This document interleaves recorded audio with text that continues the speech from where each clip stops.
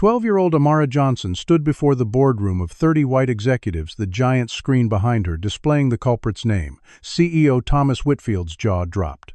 The security chief lunged forward. "Get that child out of here." But it was too late. Everyone had seen the truth. Before we dive into this incredible story, I'd love to know where you're watching from today. Hit that like button if you've ever been underestimated, and subscribe to join our storytelling community. Now let's discover how a brilliant young girl turned a corporation upside down. Marcus Johnson wiped beads of sweat from his forehead as he polished the glass conference table for the third time that morning. At 40 years old, with 2 engineering degrees and 7 patents to his name, he found himself pushing a cleaning cart through the gleaming halls of Pinnacle Technologies. It wasn't what he had dreamed of, but in America, dreams often collided with reality for men who looked like him. "Make it sparkle," Johnson barked Harrison from security as he passed, not bothering to look Marcus in the eye. "Board meeting in 30 minutes. Marcus nodded silently, having learned long ago that his voice was unwelcome in these hallways unless answering a direct question. Today was one of those difficult days when school was closed. But work wasn't, which meant 12-year-old Amara was with him, quietly sitting in the supply closet he'd converted into a makeshift study space. "Almost done here, baby girl," he called softly as he finished the table. Amara didn't look up from her laptop, her fingers flying over the keyboard with practiced precision. "Just finishing this algorithm, Dad," she replied, her eyes fixed on the screen where complex code scrolled by. Marcus smiled despite his exhaustion. His daughter had inherited his mind, but he hoped not his fate. Self-taught since she was 7, Amara had surpassed her father's knowledge of computer systems years ago. The janitor's closet had become her unofficial classroom with discarded tech manuals and equipment borrowed from the company recycling bins serving as her textbooks. On the top floor of the 50-story Pinnacle building, CEO Thomas Whitfield was holding court with his executive team. At 54, Whitfield ran America's leading cybersecurity firm with a combination of technical brilliance and merciless efficiency. "The military contract is ours," he announced to his assembled lieutenants, all men who mirrored his appearance and background. $20 billion over 5 years to protect the Pentagon's most sensitive systems. The room erupted in applause, champagne glasses clinking, as the mostly white, mostly male leadership celebrated their dominance in the industry. To impenetrable security, Whitfield toasted, raising his glass. In a corner of the room, Janet Rivera, the HR director and one of the few women of color in leadership, smiled tightly while making notes. She had fought for more diversity in the company for years, but found herself constantly overruled by Whitfield. Standing slightly apart from the celebration, Executive VP Cameron Hayes observed the room with calculated interest. At 45, Hayes had spent a decade in Whitfield's shadow, watching the CEO take credit for innovations developed by teams Hayes had assembled. His resentment had grown into something darker over the years, though his smooth corporate smile never faltered. The social hierarchy at Pinnacle was rigid and clear. The executive floor, with its panoramic views and exclusive access elevators, might as well have been on another planet from the maintenance staff corridors, where Marcus and other workers of color were expected to remain invisible until needed. Marcus had taught Amara the rules of invisibility from her first visit. Eyes down, voice soft, quick movements, stay in service areas. "We're like ghosts here," he had explained. "The less they see us, the safer we are." But Amara struggled with these lessons. Just last month, while waiting for her father to finish cleaning an executive bathroom, she had noticed an error message on a printer that had stumped the IT staff for days. Without thinking, she had pressed a sequence of buttons, cleared the memory cache, and restarted the device. The printer had hummed to life, spitting out the backlogged documents, as a startled white IT technician rounded the corner. "What did you do?" he had demanded, eyes narrowing with suspicion. "Nothing, sir," Amara had answered, eyes downcast as her father had taught her. "Just waiting for my dad." Later that evening, after everyone had left, Amara had slipped into one of the server rooms while her father cleaned nearby offices. The cool humming space had become her favorite classroom. She would connect her laptop to monitoring ports, studying the system architecture and security protocols that made Pinnacle billions. One day she whispered to herself as lines of code revealed their secrets to her, "They'll see me." In their small apartment that night, Marcus watched his daughter working on coding problems far beyond her grade level. Pride and fear wrestled in his chest. "You know they won't give you a chance," he said softly. "No matter how smart you are, baby girl. The world doesn't work that way for us." Amara looked up, her young face, set with determination beyond her years. "Then I'll make my own chances, Dad." Marcus smiled sadly, knowing what she didn't yet understand, that brilliance wasn't enough when the system itself was designed to exclude people who looked like them.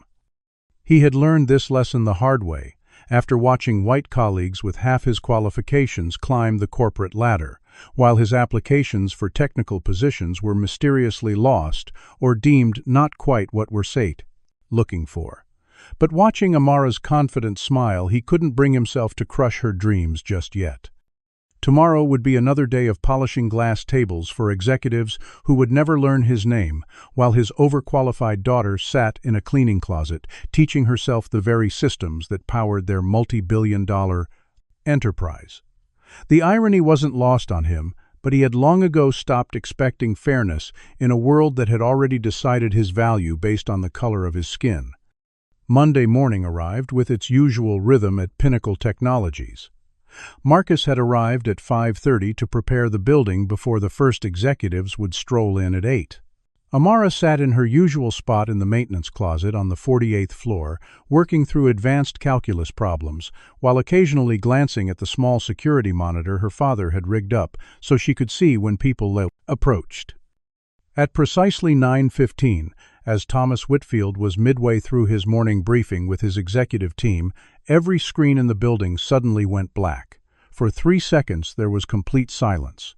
Then a crimson skull appeared on all displays, followed by scrolling text: "Pinnacle has fallen.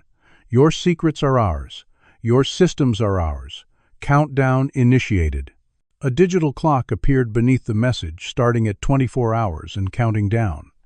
Chaos erupted throughout the building. On the executive floor, Whitfield's face flushed a dangerous shade of red as he slammed his fist on the conference table. "What the hell is happening?" he roared into his phone. "Get me cybersecurity now." Within minutes, Pinnacle's elite technical team had assembled, their faces pale as they tried to access the compromised systems. "We're completely locked out," explained Aiden Wells, the chief technology officer, his voice tight with stress. "Whatever this is, it's bypassed all our security protocols simultaneously." "That should be impossible." Whitfield's eyes bulged as he processed this information. "Do you understand what we protect?" he hissed, leaning into Wells's personal space. "Pentagon systems, CIA communications. If we're compromised, national security is compromised. Fix it." As the emergency meeting continued, Marcus moved silently around the room, emptying trash cans and replacing water pitchers. No one acknowledged his presence. In their panic, he was even more invisible than usual. He caught snippets of increasingly alarming information. The attack had penetrated Pinnacle's proprietary Fortress security system, supposedly the most impenetrable in the industry. Government clients were calling, demanding answers. Billions in contracts were suddenly at risk. Marcus worried about Amara, hoping she would stay hidden in their usual spot until he could reach her. In the maintenance closet, Amara had noticed the security alert on her laptop. Curious, she had begun running diagnostics on the system, breach her young mind immediately recognizing patterns that seemed familiar. Unlike the panicking adults, she approached the problem methodically, tracing packet routes and examining fragmented code sequences. By noon, the situation had escalated further. FBI cybersecurity specialists had arrived, setting up command posts throughout the building. Government officials in dark suits and grim expressions huddled with Whitfield and his team, their voices carrying threats of contract termination and possible criminal negligence charges. Whitfield's response was to lash out. "Start with the maintenance staff and security personnel," he ordered Harrison, the security chief. "Those people have physical access throughout the building. And anyone hired in the last 6 months needs to be questioned immediately." Janet from HR attempted to intervene. "Thomas, we need to be careful about how we approach this. We can't just target employees based on Whitfield cut her off with a dismissive wave. This isn't about your diversity initiatives, Janet.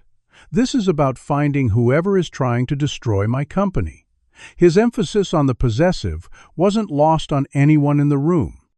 The technical teams worked frantically, pursuing multiple solutions simultaneously, but nothing penetrated the sophisticated attack. Each attempt to regain control was met with additional security protocols failing. By late afternoon, Amara had worked up the courage to leave her hiding place. Careful to avoid the security teams now patrolling the halls, she made her way to the ventilation access point near the main server room. Years of exploring the building with her father had taught her all the hidden pathways. From her position in the vent, she could hear the technical team's increasingly desperate discussions. "The attack signature doesn't match any known hacker group," said one analyst. "It's like it knows our system," intimately replied another. "Every countermeasure we implement is anticipated and blocked." Amara listened carefully, making mental notes. The patterns she was seeing in her own analysis suggested something the adults weren't considering. This wasn't a typical external attack. The intrusion had characteristics of an inside job, someone with intimate knowledge of Pinnacle's proprietary systems. Back at the command center, Pinnacle's stock was in free fall as news of the breach hit the financial markets. $20 billion in market value had evaporated in hours, and government clients were already announcing contingency plans to transfer critical systems to competitors. Whitfield's response grew more erratic and targeted.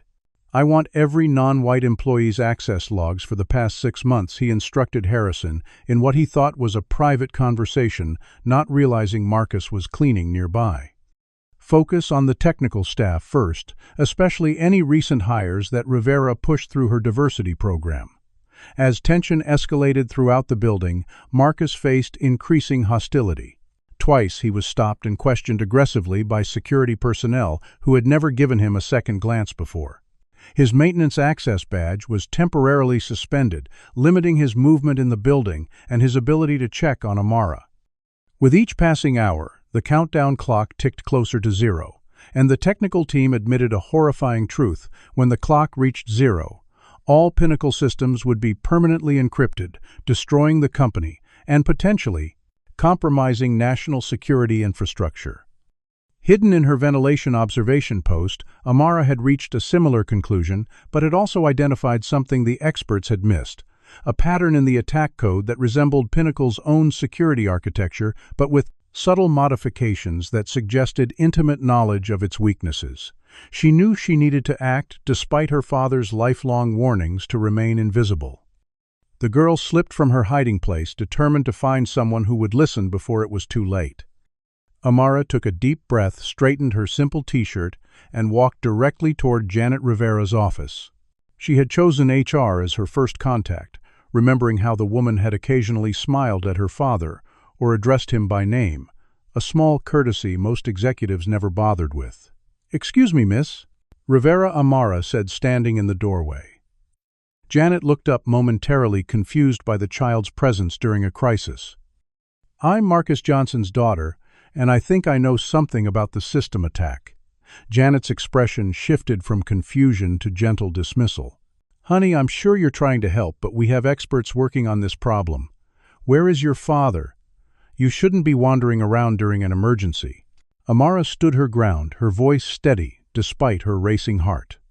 "The attack is targeting the Fortress architecture through a modification of its own authentication protocols.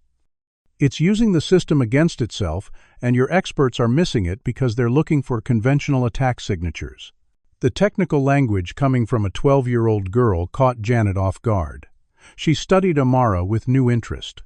"How would you know about Fortress architecture?" Amara explained quickly how she had been studying the systems for years during her time in the building, learning from discarded manuals and observation. Skeptical but intrigued, Janet made a quick decision and escorted Amara to the technical command center, where dozens of specialists were working frantically. The moment they entered, heads turned, and the room fell silent. "Who authorized a child in the secure area?" demanded Aidan Wells, the CTO. Before Janet could explain, Harrison from security stepped forward. "Isn't that the janitor's kid? Get her out of here," Immediately, Amara refused to be intimidated. Your countermeasures are failing because you're treating this as an external breach when it's utilizing internal protocols, she stated clearly, pointing to the nearest screen. Look at the packet routing signatures. They're bouncing through your own security gateways because they have administrative credentials. The room erupted in dismissive laughter.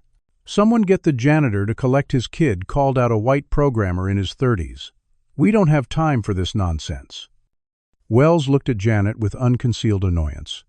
Rivera, what were you thinking bringing a child into a national security situation? Get her out of here before I report this breach of protocol to Whitfield. As security moved to escort them out, Amara called back desperately. Check the authentication logs. The attack is using executive-level credentials, but her voice was lost in the dismissal and derision. In the hallway, they encountered Marcus, his face tight with worry and anger. Amara, what are you doing?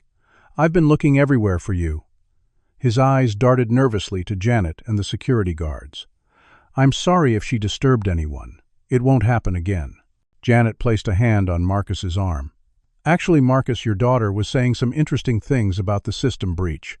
Where did she learn about network security? Marcus's protective instincts flared. She reads a lot. Just a curious kid with an imagination. Come on, Amara, back to the supply room until my shift ends. He pulled his daughter away, his grip on her arm firm but gentle. Once alone in a service corridor, Marcus confronted his daughter. What were you thinking? You know the rules. We stay invisible, we do our jobs, we don't draw attention. Amara pulled away, her young face fierce with frustration. Dad, I can help. They're going to lose everything because they're too proud to look in the right places. Why should we protect people who don't even see us as human? Marcus lowered his voice, decades of hard-earned survival wisdom in his words. Because that's the world we live in, baby girl. People like us don't get second chances. One mistake, and I lose this job. Then what? We can't pay rent? You can't go to that science program you love. Amara's eyes filled with tears of frustration. So we just watch them fail. Even when I know how to help, that's not what you taught me about doing what's right. Her words struck him deeply, challenging the careful boundaries he had built to protect them both in a world that had never been fair or kind. Their argument was interrupted by alarms blaring throughout the building. The technical team had implemented their solution, attempting to regain control by resetting critical systems. Moments later, the red skull reappeared on every screen, now accompanied by a mocking message, "Nice try. Penalty applied." The countdown clock jumped forward, reducing the remaining time by 2 hours. In the command center, panic reached new heights. The failed solution had made everything worse, causing secondary systems to fail and further encrypting critical databases. Whitfield's response was swift and brutal. "I want this building locked down," he ordered Harrison. "All non-essential personnel are to be removed immediately. Only technical staff and executives remain." Throughout the building, security began clearing floors, directing maintenance staff, cafeteria workers, and administrative personnel toward the exits. Marcus was approached by 2 guards he had cleaned around for years, but who had never learned his name. All maintenance personnel out, one stated flatly. CEO's orders. Marcus tried to explain that he had certain areas still to clean, desperately trying to buy time to find Amara, but the guard cut him off. "Now or we'll escort you out." Left with no choice, Marcus headed for the exit, praying Amara would remain hidden until he could find a way back in. Unknown to him, Amara had already made that decision independently. As security swept the building, she slipped into a seldom-used server room on the 44th floor, one she had discovered months ago during her explorations. There she connected her laptop to a network terminal and began her own systematic analysis. Within an hour, she had discovered something the experts had missed. Certain sections of the attack code contained unique signatures, almost like fingerprints embedded by the creator. These weren't random. They appeared to be deliberate, as if someone wanted the right person to recognize them. More disturbing was her discovery that the attack wasn't coming from outside Pinnacle at all. It had originated from within, using credentials that only someone with the highest level of access could possess. On her screen, the countdown continued its relentless march, 18 hours remaining before Pinnacle Technologies and potentially critical national security infrastructure would be irreparably damaged. As you watch this story unfold, have you ever been in a situation where your expertise was dismissed because of who you are? Comment number 1. If you believe Amara should have kept quiet as her father advised, or number 2, if you think she was right to speak up, despite the risks. Don't forget to like this video if you've ever had a valuable insight ignored, and subscribe for more stories about overlooked brilliance. What will happen to Amara now that she's alone in the building with her crucial discovery? Will anyone finally listen to the janitor's daughter before it's too late? Amara froze as the server room door handle turned. She had nowhere to hide. The door swung open to reveal a security guard scanning the room. Behind him stood a petite Asian woman in her 40s, wearing a Pinnacle Research Department badge. As the guard's flashlight swept toward Amara's hiding spot, the woman suddenly spoke up. "Nothing here as I suspected. Just checking all the peripheral connections as Mr. Whitfield requested. I can handle this section alone." The guard nodded deferentially. "Yes, Dr. Chen. Call if you need anything." After he left, the woman quickly closed the door and turned directly to Amara's hiding place. "You can come out now. I know you're there." Amara hesitated, then slowly emerged, clutching her laptop. "How did you know?" Dr. Elaine Chen smiled slightly. "Because I was watching when you spoke up in the command center earlier. They were fools not to listen." She approached Amara, studying her with intelligent eyes. "You said something about authentication logs and executive credentials. Explain." Initially, wary Amara decided to trust her instincts. She opened her laptop and showed Dr. Chen her findings, explaining how the attack was using Pinnacle's own security infrastructure against itself. "The breach is coming from inside using top-level access. Look at these code signatures. They're familiar, almost like they want to be recognized by someone who knows what to look for." Dr. Chen examined Amara's work, her professional skepticism gradually giving way to grudging admiration. "You figured this out by yourself. How old are you?" 12, Amara replied. "My dad works maintenance. I come with him sometimes and study the systems." Dr. Chen laughed softly but without mockery. "So the building's smartest person is the janitor's daughter. Fitting." She extended her hand formally. "Dr. Elaine Chen, Senior Research Scientist. 18 years at Pinnacle, and they still mistake me for an administrative assistant at least once a week." Amara shook her hand, recognizing a fellow outsider. "Amara Johnson. Dad says I should stay invisible, but I can't when I know how to help." Chen's expression grew serious. "Being invisible is sometimes the only way to survive in places like this. I've published 47 papers on quantum cryptography, and Whitfield still calls me our Asian math whiz when introducing me to clients." She studied Amara's findings again. "But you're right about this attack. I've had suspicions about our security protocols for months, but no one would listen." She made a decision. "Come with me. I know somewhere safer we can work." Dr. Chen led Amara through service corridors to her private lab, using her keycard to access restricted areas. "The benefit of being underestimated," she explained, "is that no one pays attention to which security permissions you accumulate over the years." In her lab, they connected Amara's laptop to Chen's more powerful systems and expanded their analysis. Working together, they discovered that the attack was indeed utilizing knowledge of Pinnacle's proprietary security protocols, information that should have been accessible only to a handful of top executives. "This is definitely an inside job." Dr. Chen confirmed, her expression grim. "The question is who and why now?" Outside the building, Marcus was desperately trying to find a way back inside. He had tried calling Amara's phone repeatedly, but the building's systems interference was blocking all signals. He approached various entrance points, only to be turned away by security, who had strict orders about the lockdown. His maintenance badge had been temporarily deactivated.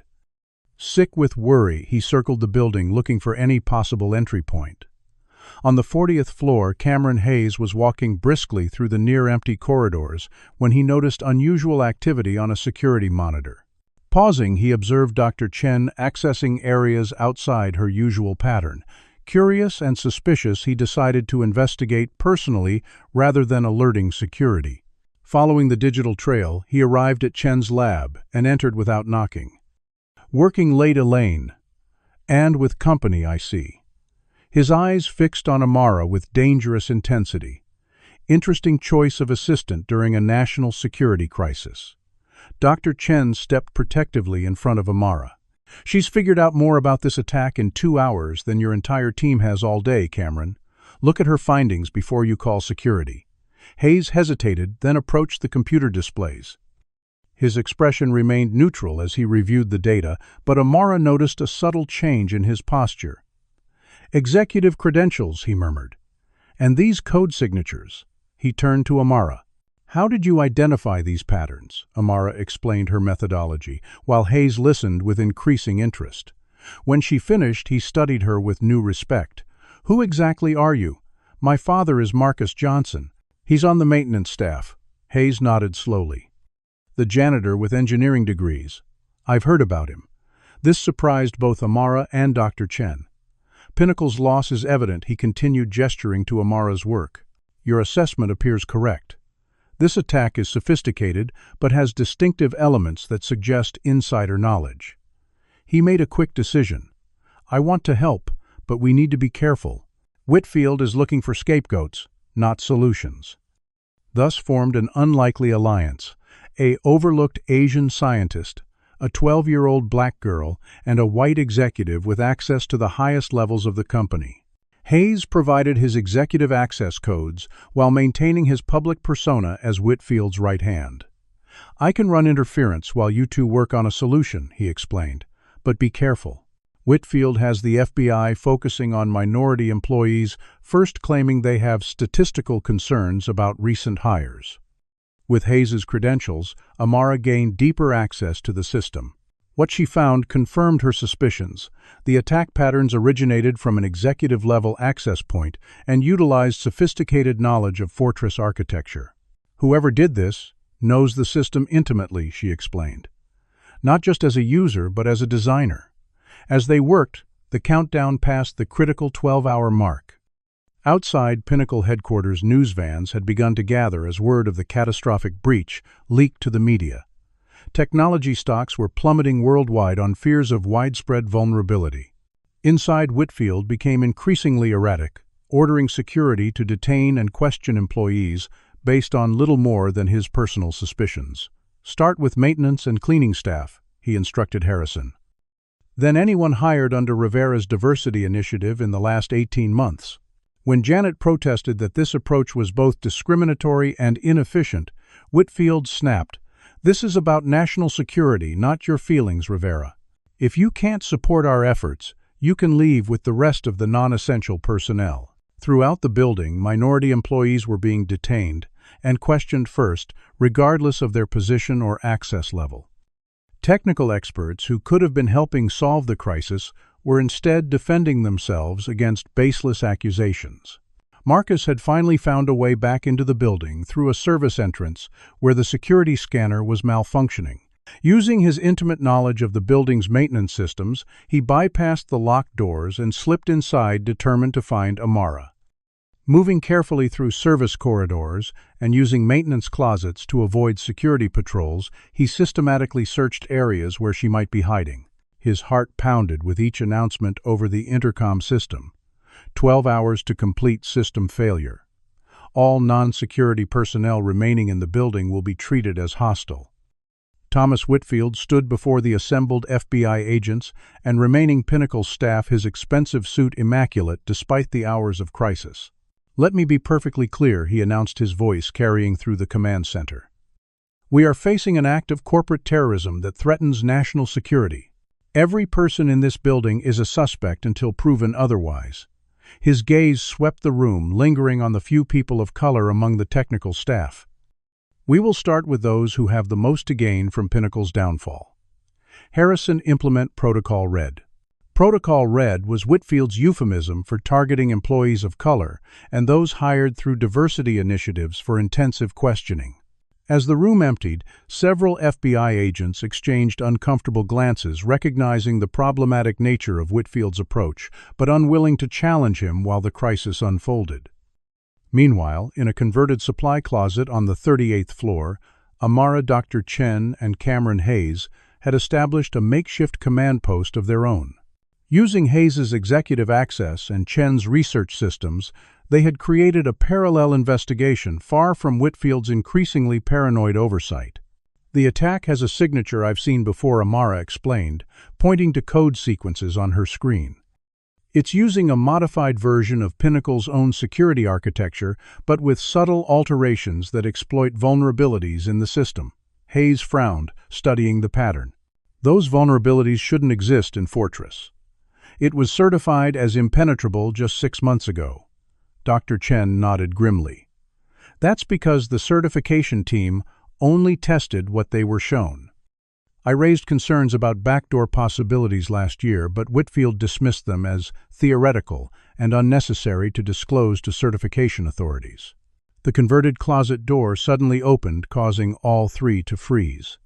Marcus Johnson stood in the doorway, his maintenance uniform dirty from crawling through service ducts. "Amara!" he exclaimed, rushing to embrace his daughter. His relief quickly turned to anger and fear when he saw who she was with. "What's going on here? Why is my daughter with an executive?" he demanded, positioning himself protectively in front of Amara. Dr. Chen stepped forward. "Mr. Johnson, your daughter may have discovered how to save this company and possibly national security infrastructure. We need her help." Marcus looked skeptical, decades of justified distrust evident in his expression. Hayes approached slowly, hands visible in a non-threatening gesture. "Your daughter identified attack patterns that our entire security team missed. She's brilliant, Mr. Johnson, and right now she may be our best hope." Marcus looked from Hayes to Chen, then to his daughter's determined face. Amara spoke softly. "Dad, I know you're scared for me, but I can help. They're actually listening to me."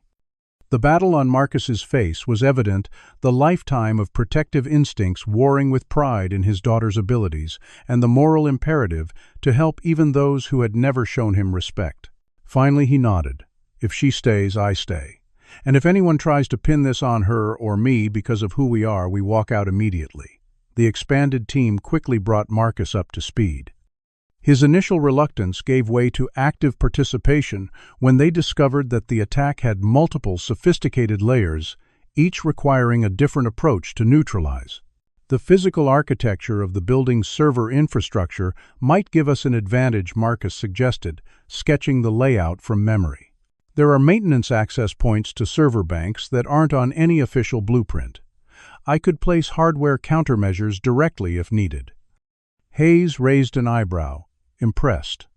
"You know the physical infrastructure that well." Marcus gave him a level look. "I've cleaned every inch of this building for 7 years. Nobody notices the man with the mop, so nobody hides anything from him either." As they worked, Dr. Chen accessed personnel files using Hayes's credentials, looking for potential suspects. "There's something strange here," she noted, pointing to access logs. "Someone has been downloading unusual amounts of research data for months, but the logs have been modified to hide the user identity." Digging deeper, they discovered that intellectual property had been systematically extracted from Pinnacle's secure servers, proprietary algorithms, security protocols, and research findings representing billions in development costs and potential revenue. This isn't just about shutting down Pinnacle, Hayes realized. Someone's been stealing the company's future. The team methodically narrowed the list of potential suspects. Given the level of access required, only 3 executives had the necessary credentials and technical knowledge: Whitfield himself, Hayes, and the CTO, Aidan Wells. "I know it's not me," Hayes said dryly. "And while I appreciate the progress we're making, I need to maintain appearances with Whitfield, or we'll lose our access and protection." He checked his watch. "He's called an executive briefing in 20 minutes that I can't miss." As Hayes prepared to leave, Marcus confronted him directly. "Why are you helping us? You're one of them." Hayes paused at the door. "Because I've spent 15 years watching brilliant ideas from people like your daughter and Dr. Chen get buried or stolen. Because Whitfield's leadership is built on taking credit for other people's work. And because your daughter was right when everyone else was wrong. After Hayes departed, the remaining team continued working on their counter-algorithm while also investigating the intellectual property theft. Marcus took on the dangerous task of physically checking secure server rooms using his maintenance knowledge to avoid security patrols. During one such mission, he came face-to-face with Harrison, the security chief who had treated him with contempt for years. "Johnson, you're supposed to be evacuated," Harrison said, hand moving to his weapon. Marcus thought quickly. Special assignment from Hayes. Critical cleaning needed in the biometric server room contaminants could affect sensor function. He held up his cleaning supplies as evidence. Harrison's eyes narrowed suspiciously. "I didn't get any notification about this." Marcus kept his expression neutral despite his pounding heart. "Take it up with Hayes if you want. I'm just following orders." The tension stretched between them, years of power imbalance and barely disguised contempt from Harrison making the encounter dangerous. Finally, Harrison stepped aside. "Make it quick, then get out. This area is restricted during the crisis." Marcus continued his mission, gathering crucial information about server configurations, while planting network taps that would give Amara access to otherwise isolated systems. Meanwhile, Amara had developed a promising counter-algorithm, but implementing it would require access to the main server room, the most heavily guarded area in the building. "I can create a diversion," Hayes offered when he returned, "but it would only give you about 10 minutes of access." The countdown clock now showed 8 hours remaining. Whitfield had announced mandatory lie detector tests for all remaining employees, starting with maintenance and security staff. The team realized they were now racing against two threats: the attack itself and discovery by Whitfield's increasingly aggressive witch hunt. As Hayes prepared to implement the distraction that would give them server room access, Dr. Chen discovered something disturbing in the personnel files. There's a pattern of terminations over the past 5 years, all employees of color who contributed significant innovations shortly before being fired for performance issues or security concerns. In each case, their work was subsequently integrated into Pinnacle products, with credit going to executive leadership. Marcus nodded grimly. That's the real Pinnacle Technologies. Build your success on other people's genius, then discard them when they ask for recognition. Amara looked up from her coding. One of those people might be behind this attack, not for money or data, but for justice. The plan was set. Hayes would create a diversion in the East Wing, while Marcus used his maintenance access to get Amara and Dr. Chen into the main server room. They had precisely 12 minutes to implement the first stage of Amara's counter-algorithm before security protocols would reset. Remember, Hayes warned as they separated, "If anything goes wrong, disavow any connection to me. I'm your only protection from Whitfield's witch hunt." The team moved into position. Hayes headed toward the executive floor, while Marcus led Amara and Dr. Chen through maintenance corridors toward the server room.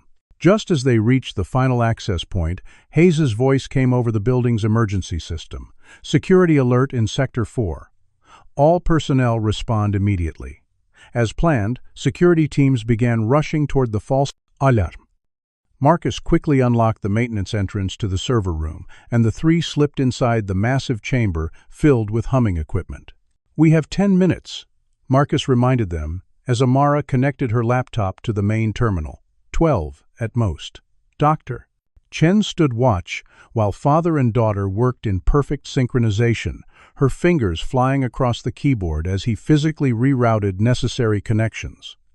They were making progress when suddenly the lights in the server room turned red and alarms began blaring. "Security breach in main server room," announced an automated voice. "Lockdown initiated." The heavy doors sealed with a pneumatic hiss. Marcus tried his maintenance override, but the code was rejected. Hayes' Dr. Chen whispered, her face pale. He triggered the alarm deliberately. Amara looked up from her laptop in shock. But why we were so close? Before anyone could respond, armed security personnel appeared at the observation window, Harrison himself directing them to prepare for entry. "We have 3 minutes before they override that door," Marcus calculated. "Amara, grab what you need. Dr. Chen, help me." Moving with desperate efficiency, Marcus pried open a ventilation panel near the floor. This connects to the main air circulation system. It's tight, but we can make it to the 42nd floor mechanical room. Doctor. Chen hesitated. What about Amara's laptop? It has all our work. Marcus made the hard decision. No time. They can't know what we were doing here. With security beginning their override sequence, the three squeezed into the narrow duct system. Marcus led them through the dark, cramped passages, navigating turns and junction points from memory. Behind them they heard the server room doors open, and Harrison's voice ordering a complete sweep. They were doing something to the main system. Find anything they left behind. The air ducts became increasingly narrow as they crawled forward. After 10 agonizing minutes, they reached a junction point where they needed to separate. The ducts split here, Marcus explained in a whisper. They'll be scanning for heat signatures. We need to go in different directions to confuse them. With quick, whispered instructions, Marcus laid out escape routes for each of them. Meet at the old storage area on 26 if you can. If not, find somewhere to hide until I can reach you. They parted ways, each crawling in a different direction through the dusty, confined spaces. Marcus emerged in a utility closet on the 44th floor, immediately setting to work creating diversions. He triggered minor maintenance issues across multiple floors, water leaks, electrical flickers, elevator glitches, anything to spread security thin, and buy time for Amara and Dr. Chen to reach safety. Dr. Chen wasn't so fortunate. She had barely emerged from the ventilation system when security personnel spotted her. Freeze hands, where we can see them. Despite her protests about her senior researcher status, she was handcuffed and escorted directly to Whitfield's crisis office. Dr. Chen, Whitfield said with dangerous calm as she was brought before him. My head of quantum research found crawling through air ducts during a national security crisis. How very interesting. Chen maintained her composure. I was investigating potential hardware vulnerabilities in the cooling systems. Someone needed to check if the attack had physical components. Whitfield circled her slowly. And you chose to do this without authorization, without security escort, and with the janitor and his child. Her heart sank. They knew about Marcus and Amara. Whitfield leaned close. Where are they now, Doctor? Chen, what were you really doing in my server room? Meanwhile, Amara had managed to find her way to a familiar hiding spot, her father's primary cleaning closet. Alone and without her laptop, she felt the crushing weight of their setback. All their work, all their progress gone. And worse, Hayes had betrayed them for reasons she couldn't understand. She curled into a corner, trying to think through their next steps, when the closet door suddenly opened. She pressed herself deeper into shadow, holding her breath until she saw Hayes himself standing in the doorway. Quickly, he whispered, looking over his shoulder. Security is searching this floor next. Amara backed away. You betrayed us. You triggered the alarm. Hayes closed the door and spoke urgently. I triggered a localized alarm to get you out of there. Whitfield was on his way down with FBI agents. If they'd caught you actively manipulating the system, you'd be in federal custody now. I bought you time, not betrayed you. He reached into his jacket and produced her laptop. I had security bring this to me since I'm investigating potential saboteurs. Everything you were working on is still there. Amara studied his face, looking for deception, but found only urgent concern. Taking a calculated risk, she accepted the laptop. Why should I believe you? Hayes checked his watch nervously. Because in approximately 4 hours and 37 minutes, Pinnacle Technologies will collapse, taking my career with it. Because your solution is the only viable approach I've seen. And because Whitfield is using this crisis to purge the company of anyone who doesn't fit his preferred demographic. As Amara powered up her laptop, she discovered something alarming. The attack has a secondary communication channel. It's sending data somewhere. Hayes nodded grimly. I noticed that too. This isn't just about destroying Pinnacle's systems. Someone is extracting specific information first. Working together, they traced the data flow patterns, discovering encrypted packets containing what appeared to be personnel files, research data, and proprietary algorithms. But even more surprising were fragments of code containing what seemed like personal messages embedded within the attack architecture. "Look at this," Amara pointed to a repeating pattern. "This isn't random. It's a message to Whitfield personally." Hayes leaned closer. "Can you decode it?" Amara worked methodically isolating and decrypting fragments until a partial message emerged: "Remember Jackson, time for justice." Hayes's expression changed. "Robert Jackson," he said quietly. "That makes sense now." When Amara looked at him questioningly, he explained, "Robert Jackson was a brilliant black developer who worked here 3 years ago, created an early version of what became Fortress. A week after he demonstrated his prototype, Whitfield fired him, claiming he'd found security irregularities in his background check. 6 months later, Pinnacle unveiled Fortress, with Whitfield taking full credit." Amara felt a chill of recognition. This isn't just an attack. It's revenge. And, just as Hayes added, Jackson tried to fight back legally, claiming theft of his intellectual property. Whitfield buried him with legal maneuvers until Jackson was bankrupt.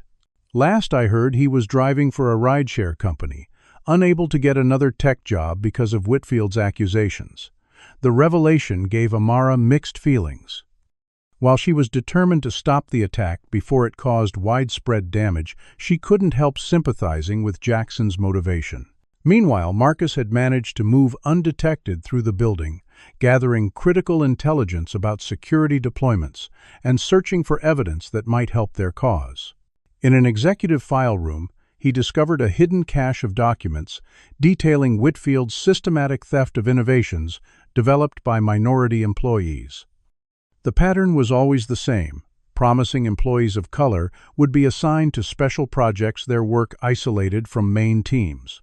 Once their innovations proved viable, they would be terminated based on manufactured concerns, their contributions absorbed into Pinnacle products with credit and profits flowing to Whitfield and select executives.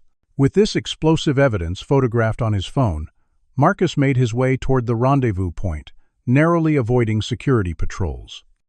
The countdown clock now showed just 5 hours remaining. Government officials had escalated their response, threatening to send in military cybersecurity teams to take control of the building if Pinnacle couldn't resolve the crisis. Amara and Hayes had reunited with Marcus at the storage area, sharing their discoveries and developing a new plan based on their understanding of Jackson's attack.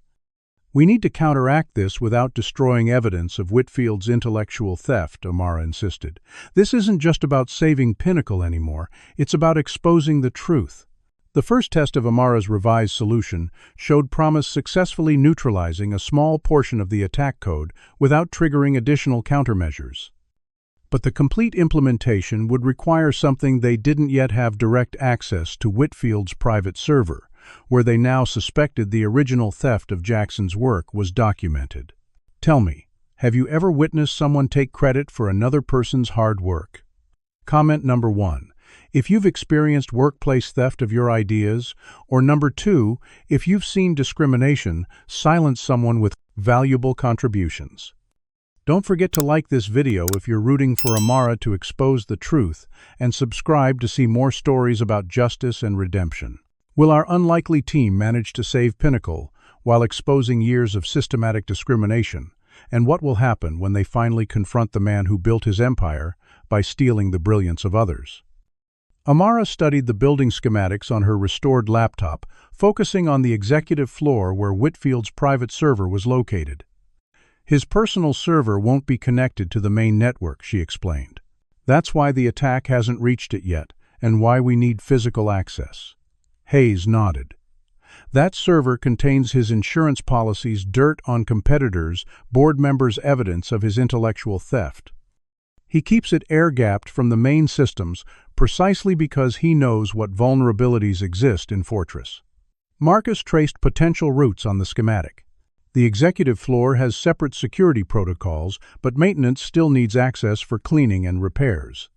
"I can get us to the outer office, but Whitfield's private suite has biometric locks." The team developed a coordinated plan. Marcus would use his maintenance keys to access the executive floor. Dr. Chen would create a technical distraction to draw attention away from their activities, and Hayes would keep Whitfield occupied in emergency briefings away from his office. Amara would accompany her father to access Whitfield's private server. As they finalized preparations, Hayes received an urgent summons to join Whitfield and government officials. "Keep your communication channel open," Amara told him, handing him a modified earpiece. "I'll guide you through technical questions if needed." With the team deployed to their positions, Marcus and Amara made their way through service corridors toward the executive floor. Using his maintenance badge, which still functioned for janitorial access despite the lockdown, Marcus bypassed the initial security checkpoints. "Remember," he whispered to Amara as they approached the executive level, "if we're caught, you were looking for me because you were scared. Nothing more." Amara nodded, though both knew the excuse would likely do little good if Whitfield's security team caught them. On the technical front, Dr. Chen had positioned herself in a network distribution node ready to implement a cascade of non-destructive glitches that would demand immediate attention from security systems. "Ready on your mark," she confirmed through their improvised communication system. In the Crisis Command Center, Hayes sat beside Whitfield, facing increasingly impatient government officials. "The NSA is prepared to assume control within the hour if you cannot demonstrate meaningful progress," stated the senior official grimly. "National security cannot be compromised by corporate failure." Whitfield's face flushed with anger. "My team is implementing an advanced countermeasure as we speak. We don't need federal intervention." Hayes gave the prearranged signal through his open line. "Perhaps we should show them the progress on the quantum encryption approach." Receiving the signal, Dr. Chen launched her distraction. Throughout the building, systems began experiencing selective failures. Climate controls, fluctuating security cameras, cycling through test patterns, non-essential networks rebooting. Security teams scrambled to address these apparent secondary effects of the main attack, pulling resources away from the executive floor. Meanwhile, Marcus and Amara reached Whitfield's outer office unchallenged. The biometric lock on his private office presented the expected obstacle. "I've cleaned in here before," Marcus whispered. "He uses fingerprint and retina scan." Amara studied the security panel thoughtfully, then reached into her backpack and removed a specialized device she had assembled from components in Dr. Chen's lab. "This will simulate the electrical signature of his last authentication. It won't work for normal entry, but during a system fluctuation." She connected her device to the auxiliary maintenance port on the lock as Dr. Chen's distraction caused the security systems to momentarily reset. The door clicked open. "We have 5 minutes at most," Marcus warned as they slipped inside. Whitfield's private office was minimalist and imposing, with a large desk dominating the space. Behind it stood a cabinet that looked like an ordinary credenza, but which Amara immediately identified as a custom server enclosure. There she pointed. "That's his private system." Moving quickly, Amara connected her laptop to the hidden server while Marcus stood watch at the door. What she found confirmed their suspicions and revealed even more disturbing evidence. The server contained meticulously organized files documenting Whitfield's systematic intellectual theft dating back 15 years, not just from Robert Jackson, but from dozens of employees, predominantly people of color. He kept records of everything, Amara whispered in disbelief. All the innovations he stole, all the people he destroyed. More immediately relevant, she discovered files confirming that the current Fortress security system was indeed built entirely on Robert Jackson's original architecture. Whitfield had made only cosmetic changes before claiming it as his own creation. With this knowledge, Amara could now fully understand the attack methodology Jackson had built.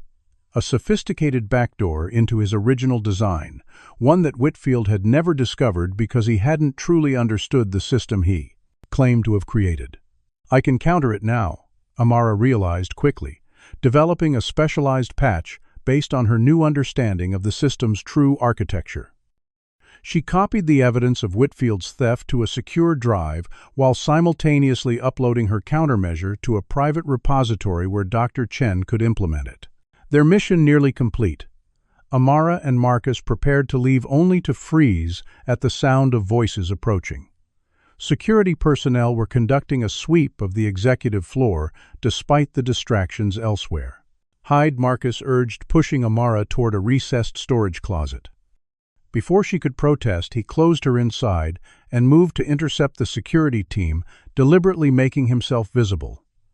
"Authorized maintenance," he called out, holding up his badge as armed security rounded the corner.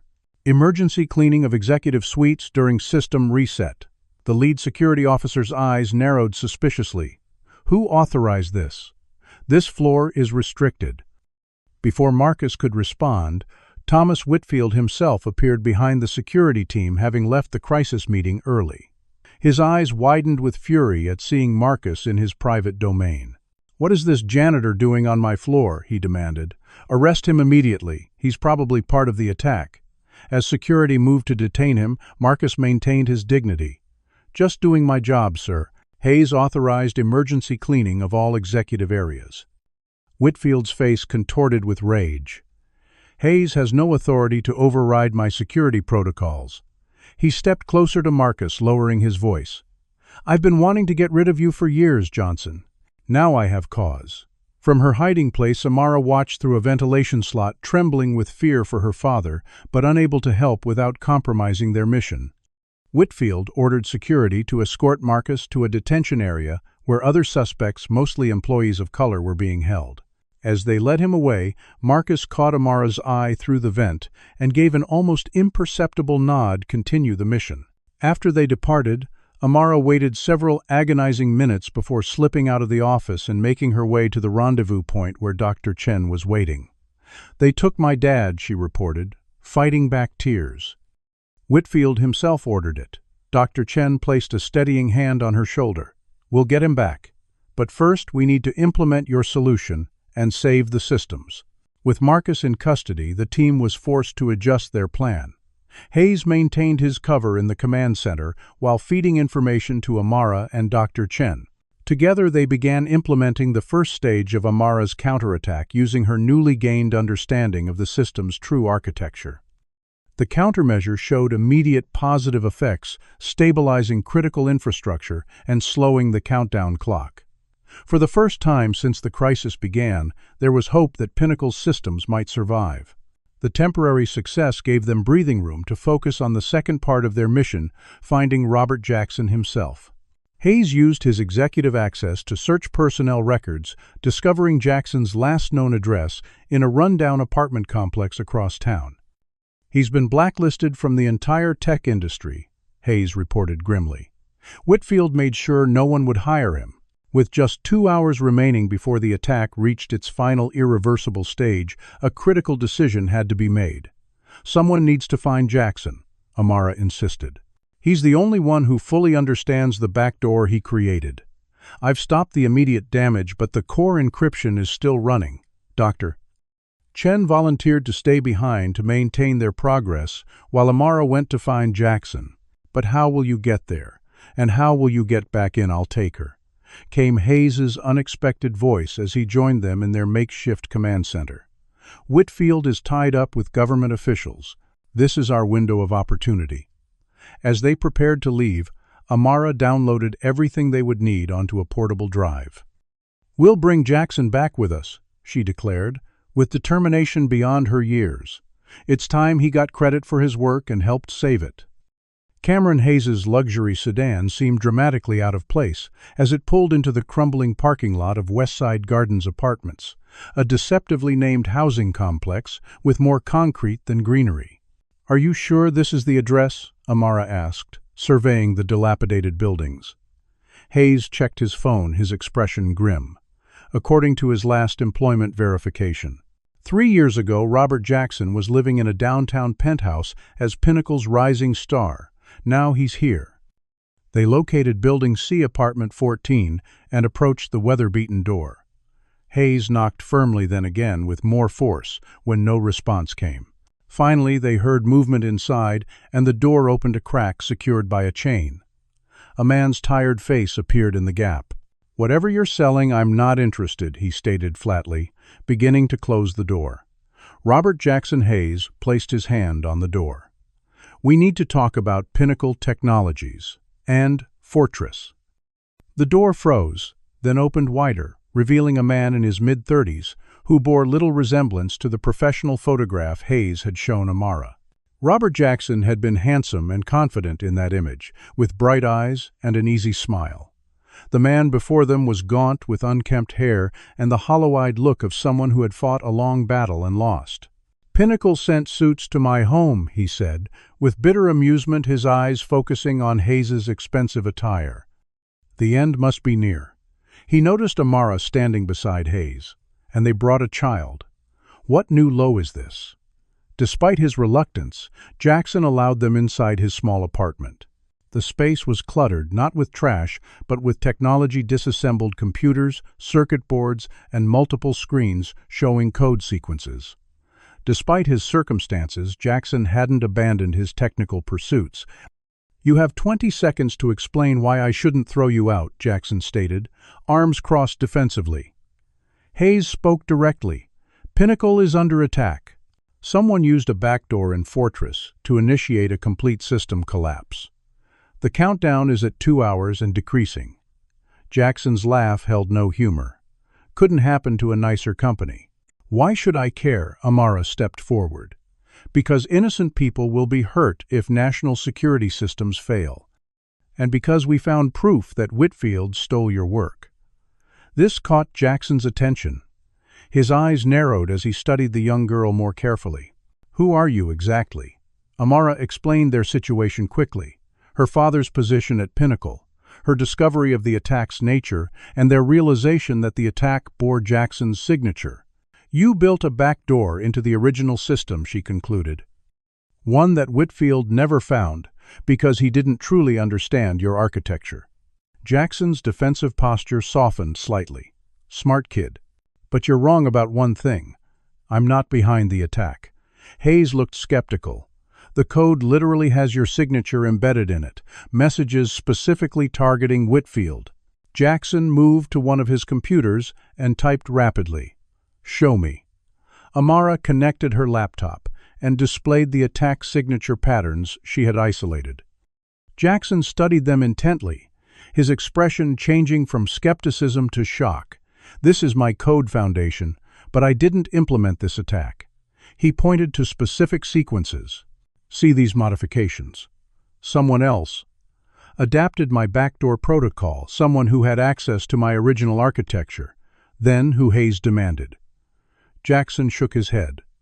"I don't know, but I recognize what they've done. It's elegant work, devastating but precise." He looked up at Amara with newfound respect. "And you identified the patterns." "How old are you?" 12, she replied. "My dad's the janitor at Pinnacle. He's being detained right now because Whitfield is targeting employees of color as suspects." This information clearly affected Jackson. He paced the small apartment, internal conflict evident on his face. "What exactly do you want from me?" Amara held his gaze. "Help us stop the attack. Then help us expose Whitfield for stealing your work and the work of others. We have evidence files from his private server documenting everything." She showed him the drive containing the copied files, including documentation of Jackson's original Fortress architecture, with notes from Whitfield about how to claim it as his own innovation. Jackson's hands trembled slightly as he viewed his stolen work. 3 years, he said quietly. 3 years of fighting, being called a liar, a thief, watching my reputation and career destroyed while he made billions from my creation. His eyes hardened. "And now you want me to help save him?" Amara shook her head firmly. "Not him. The people who depend on those systems, and not to save Whitfield to expose him with irrefutable proof. But we need your help to stop the attack first." Time was running critically short. After several tense moments, Jackson nodded decisively. "I'll help stop the attack. Not for Pinnacle, not for Whitfield, but because it's the right thing to do. And because this young lady figured out what an entire company of experts couldn't." They quickly gathered essential equipment from Jackson's apartment and headed back to Pinnacle Hayes, driving well above the speed limit through midday traffic. During the journey, Jackson and Amara worked together on her laptop, developing a complete countermeasure based on his intimate knowledge of the system's original architecture. The attack is exploiting a recursive authentication loop I built into the original design, Jackson explained. It was meant as a quality control measure, not a weapon. Meanwhile, at Pinnacle headquarters, security had reached unprecedented levels. Military cybersecurity units had established a perimeter around the building, and FBI agents were controlling all entry points. Hayes had anticipated this challenge and directed their approach to a little-used service entrance where maintenance vehicles received deliveries. "My executive credentials should get us through," he stated, with more confidence than he felt. "If questioned, Jackson is a specialized consultant I've brought in." As they approached the checkpoint, a serious complication arose. Hayes's credentials had been flagged in the system. The security guard's radio crackled with an alert. "Sir, your access has been suspended by direct order from CEO Whitfield. I need to detain you for questioning." Hayes maintained his corporate calm. "Call the crisis center. Tell them I've brought Robert Jackson, the original fortress architect, to help address the system failure." The guard hesitated, clearly recognizing Jackson's name from security briefings. During this critical moment of uncertainty, Marcus Johnson's knowledge of the building proved invaluable. Amara spotted a maintenance access point near their position, one her father had shown her during their explorations of the building. "There's another way," she whispered to Jackson, pointing discreetly to the service entrance. While Hayes continued distracting the guards, Amara and Jackson slipped away, using the service tunnel to bypass the security checkpoint entirely. Inside the building, Dr. Chen was maintaining their temporary countermeasures while searching for a way to free Marcus and the other detained employees. The situation had deteriorated further, with Whitfield announcing that he had identified the domestic terrorists responsible for the attack, placing Marcus Johnson at the top of his list of suspects. Security was actively hunting for Amara, with Whitfield declaring that the janitor and his daughter were the primary threat to national security.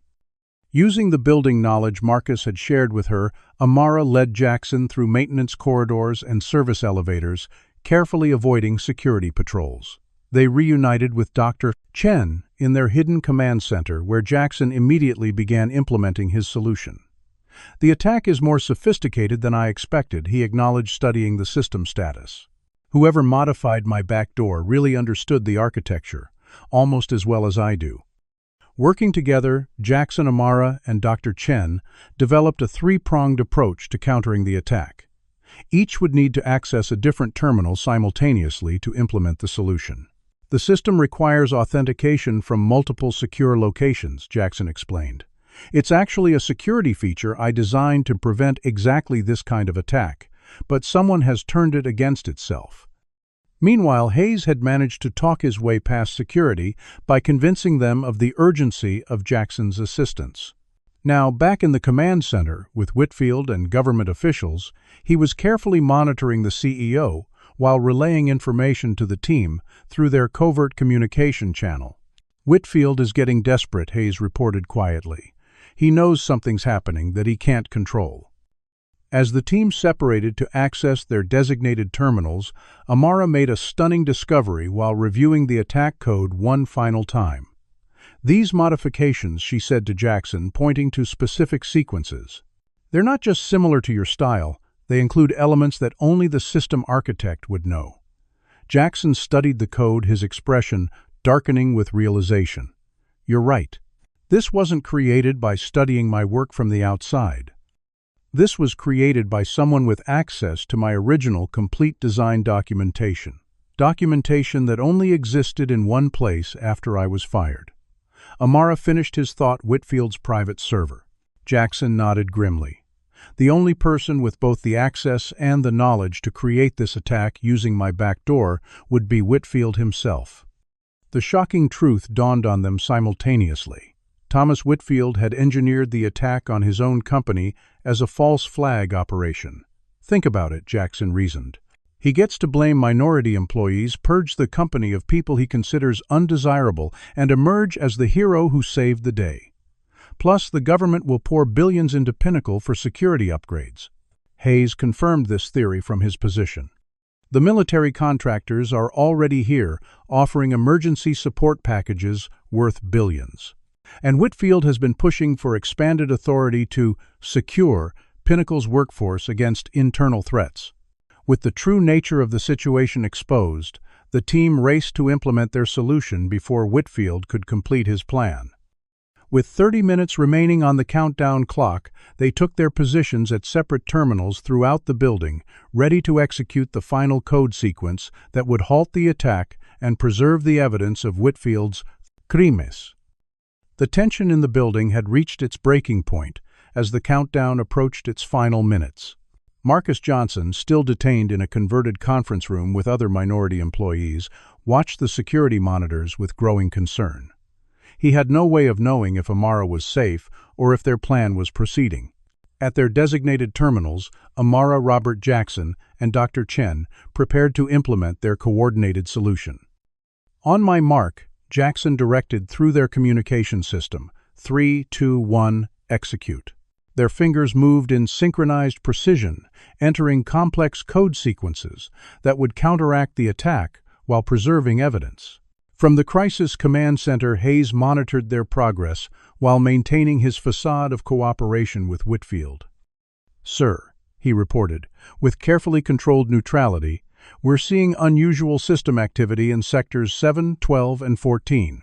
Whitfield's head snapped up. What kind of activity? His voice carried an edge of panic that only Hayes recognized for what it was: fear of losing control of his own attack. "Possible countermeasures," Hayes replied. "Should I dispatch security teams?" Whitfield hesitated only briefly before making a fatal error. "I'll check personally." "Continue coordinating with the government team."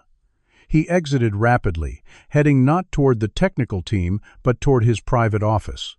Hayes immediately alerted the others. "Whitfield is on the move, likely heading to his private terminal to override your solution." Jackson responded grimly. "He'll try to activate the final encryption sequence manually. Amara, your terminal is closest to his office. You need to delay him." 12-year-old Amara Johnson found herself facing an impossible task: confront a powerful CEO twice her size and 4 times her age. Yet she moved without hesitation, racing through corridors she had memorized during years of exploring the building with her father.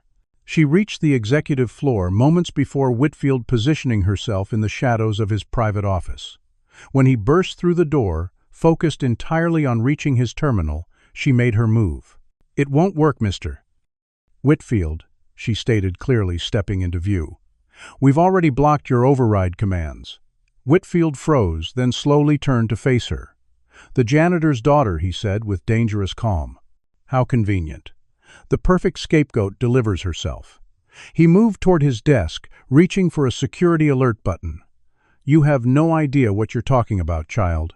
Amara stood her ground. "I know you created this attack yourself. I know you stole Robert Jackson's work and built your fortune on ideas you took from people you fired. I know everything." Something in her confident tone made Whitfield pause. His eyes narrowed as he reassessed the threat before him. Impressive accusations from a child, and utterly unprovable. Amara smiled slightly. "Actually, we have all the proof we need. Files from your private server documenting every theft. Your attack signature matching elements only you could have known. And Robert Jackson himself is here in the building, confirming everything." At the mention of Jackson, Whitfield's composed facade cracked. "Jackson." His face contorted with genuine shock before hardening into cold calculation. "It doesn't matter. It's your word against mine. A janitor's daughter and a disgruntled ex-employee versus the CEO who built this company." His hand moved to his desk drawer, withdrawing a small handgun. Unfortunately, in the confusion of this terrorist attack, security was forced to neutralize intruders in the executive suite. Amara's heart pounded, but years of facing bullies and discrimination had taught her to never show fear. "This conversation is being broadcast to the Crisis Command Center, Mr. Whitfield. Federal agents are hearing everything you say." She gestured to the small communication device Hayes had given her, which was indeed transmitting their encounter. Whitfield's confidence wavered momentarily before his arrogance reasserted itself. A child's bluff. "Federal agents are following my security protocols. You have no credibility here." He raised the weapon. "Now step aside while I resolve this unfortunate situation." Unbeknownst to Whitfield, his security chief Harrison had arrived silently at the office door, drawn by unusual access alerts. He heard Whitfield's threats and saw the weapon pointed at the child. Years of unquestioning loyalty warred with basic human decency as he processed what he was witnessing. Meanwhile, in the server infrastructure, Jackson and Dr. Chen completed the final sequence of their countermeasure. Throughout the building, systems began to stabilize as the attack protocols were systematically neutralized. On monitors across Pinnacle, the countdown froze at 4 minutes and 37 seconds, then disappeared, entirely replaced by normal operating displays. In the detention area, Marcus and the other detained employees watched in amazement as the security doors suddenly unlocked emergency protocols, automatically releasing them during the system reset. Marcus immediately headed toward the executive floor, somehow knowing that's where he would find Amara. Back in Whitfield's office, the CEO grew increasingly desperate as he saw his plan unraveling. "You have no idea what you've done," he snarled at Amara. "This company, this country, needs strong leadership. The weak and incompetent need to be identified and removed. I was creating a stronger Pinnacle, a stronger America." His mask had fully slipped now, revealing the racist ideology that had driven his actions for years. "People like you and your father are the problem, always demanding opportunities you haven't earned, positions you don't deserve." Amara stood steady, her voice clear. "My father has 3 engineering degrees and 7 patents. He cleaned your office because you and people like you decided his skin color made him less valuable than white men with half his qualifications. Robert Jackson created the security system that made you billions, and you stole it and destroyed his life. You didn't build anything, Mr. Whitfield. You just took credit for other people's brilliance." As Whitfield's racist tirade continued, Amara discreetly activated her phone's recording function, capturing his confession. The confrontation reached its climax as Whitfield, seeing his empire crumbling, moved to delete evidence from his terminal. "It doesn't matter what you think you know," he declared frantically. "Without proof, it's just accusations. And I still control this company." What he didn't realize was that Amara had already copied and distributed the evidence to multiple secure locations. His desperate attempts to delete files were meaningless. The office door burst open as Harrison, having made his decision, entered with weapon drawn. "Sir, step away from the child," he ordered firmly. Whitfield turned in shock. "Harrison, this girl is part of the attack team. Arrest her immediately." Harrison shook his head. "I heard everything, sir. Please put down your weapon." Before the situation could escalate further, FBI agents arrived, followed closely by Amara Johnson, who rushed to embrace his daughter. "Are you okay, baby girl?" he asked urgently, checking her for any sign of harm. "I'm fine, Dad," she assured him. "We did it. We stopped the attack and exposed everything." The FBI agents had received the transmitted evidence through Hayes, who had forwarded Amara's recording along with files from Whitfield's server. They moved to take Whitfield into custody, reading him his rights, as he continued to protest that he was being framed. Throughout the building, systems returned to normal operation as the coordinated countermeasure took full effect. Government officials received confirmation that critical national security infrastructure remained intact, largely thanks to the efforts of an unlikely team led by a 12-year-old girl. In the aftermath, Pinnacle Technologies underwent a transformation. Robert Jackson was publicly acknowledged as the true creator of Fortress, receiving full credit and substantial compensation for his stolen work. Dr. Chen was appointed acting Chief Technology Officer, tasked with rebuilding the company's technical foundation on principles of integrity and innovation. The most surprising change came for Marcus and Amara Johnson. Marcus was offered the position of Head of Facilities Engineering, a role that finally utilized his technical expertise and education. Amara was granted a full scholarship to an advanced education program funded by the company with mentorship from leading technologists. Cameron Hayes, in a moment of rare corporate accountability, admitted his complicity in the discriminatory practices that had plagued Pinnacle for years. "I saw what was happening and didn't speak up soon enough," he acknowledged in a company-wide address. "That makes me part of the problem. I commit to being part of the solution moving forward." 6 months later, Pinnacle Technologies had been reborn with a transformed corporate culture. Amara Johnson led a newly created department that combined facilities management with engineering innovation, bringing valuable perspective to the company's operations. Amara divided her time between advanced studies and a special role teaching coding to underprivileged youth in a program she helped design. The most profound symbol of change was the establishment of the Robert Jackson Innovation Center, housed in what had been Whitfield's executive floor. The center provided opportunities and resources for young people from diverse backgrounds to develop their technological skills and ideas in an environment that valued their contributions. As for Thomas Whitfield, he faced multiple federal charges for corporate fraud, attempted destruction of national security infrastructure, and various civil rights violations. His legacy of discrimination and theft was exposed for the world to see, a cautionary tale of what happens when power operates without accountability or ethical boundaries. For Amara Johnson, the experience had transformed her understanding of her own power and responsibility. The systems we build, both technological and social, reflect the values of their creators, she explained to the first class of students at the Innovation Center. That's why it matters who gets to build them. Every one of you has the right to be seen, to be heard, and to create the future. The true victory wasn't just in stopping a cyber attack or exposing one corrupt executive. It was in rewriting the rules that had allowed discrimination to flourish in the first place, proving that brilliance and innovation could come from anyone, regardless of title or background, if only given the chance to shine. What would you have done if you were in Amara's position? Would you have risked everything to stand up against injustice, or played it safe? Comment below with your thoughts on how we can better recognize and reward talent, regardless of background. If this story inspired you, please like, subscribe, and share it with someone who needs to hear that their voice matters. Thank you for joining us on this journey of courage, justice, and transformation. Remember that sometimes the most powerful changes come from those society has taught to be invisible. This story powerfully illustrates how systems of discrimination fail not just their victims, but society as a whole. When Thomas Whitfield dismissed and exploited employees based on race, he wasn't just committing a moral wrong, he was actively weakening his own company by shutting out brilliance that didn't match his narrow vision of what excellence looks like. Amara and Amara Johnson represent the incalculable talent wasted when we judge people by appearance rather than ability.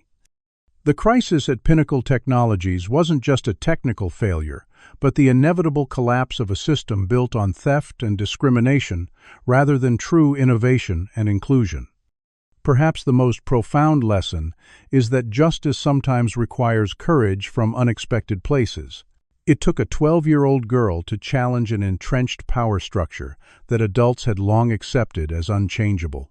Amara refused to be invisible, showing us that even those society pushes to the margins can become catalysts for transformation. The story reminds us that true security, whether in technology or society, cannot exist without fairness. Systems built on exploiting others inevitably contain the seeds of their own destruction. Only when we value every person's contribution and create environments where talent can flourish, regardless of background, can we build something truly innovative and sustainable.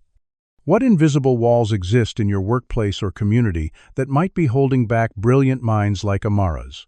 Have you ever witnessed talent being overlooked because it came from an unexpected source? Share your experiences in the process too. Comments below your story might inspire someone facing similar challenges today. If this tale of courage in the face of discrimination resonated with you, please hit that like button. It helps more people discover stories that challenge our assumptions about who can be a hero or innovator. Subscribe to our channel for more narratives that explore the unseen battles many face in their pursuit of dignity and recognition. By sharing these stories, we create space for conversations that can lead to real change. Thank you for joining us in recognizing that brilliance comes in all forms, and that sometimes the most powerful insights come from those society has taught to be invisible. Until next time, remember that every person deserves the chance to contribute their unique gifts to the world.